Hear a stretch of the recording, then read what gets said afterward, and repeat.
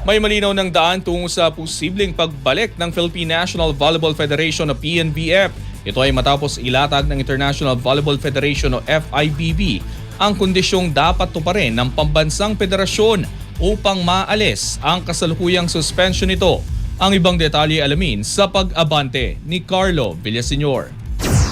8 mahalagang hakbang ang dapat maisakatuparan ng PNBF bago muling kilalanin ng FIVB ang pambansang samahan ng volleyball. Layunin nito tugunan ang mga isyong nagbunsod sa suspensyon ng federasyon. Ayon sa FIVB, nabuo ang 8-point roadmap matapos ang konsultasyon sa mga pangunahing stakeholders ng Philippine Volleyball. Kabilang dito ang Philippine Olympic Committee, Philippine Sports Commission, Premier Volleyball League, mga manlalaro, coaches at ang FIVB Ad Hoc Committee na bumisita rin sa Pilipinas. Kabilang sa mga agarang kailangan to pa rin ng PNBF ang pakikipagtulungan sa PSC, pagbabayad ng mga naipong sahod ng mga coach sa ilalim ng Volleyball Empowerment Program at ganap na pagsunod sa mga desisyon ng FIVB.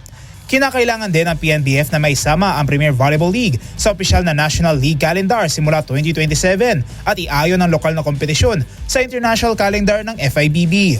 Sa loob naman ng 3 at 6 na buwan, dapat ding makabuo ang PNBF ng Conflict of Interest Policy, Athletes Commission, Governance Training, mga pagbabago sa bylaws at isang pangmatagalang National Team Development Program.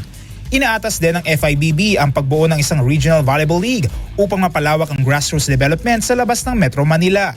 Samantala, magtatatag ang FIVB at POC ng isang transition committee na mangangasiwa sa operasyon ng PNBF habang nananatili ang suspensyon. Ayon sa FIVB, ang pagbalik ng recognition ng PNBF ay nakasalalay sa kompletong pagpapatupad at patuloy na pagsunod ng mga reformang nakasaad sa 8-point roadmap. Ako si Carlo Villaseñor, Abante!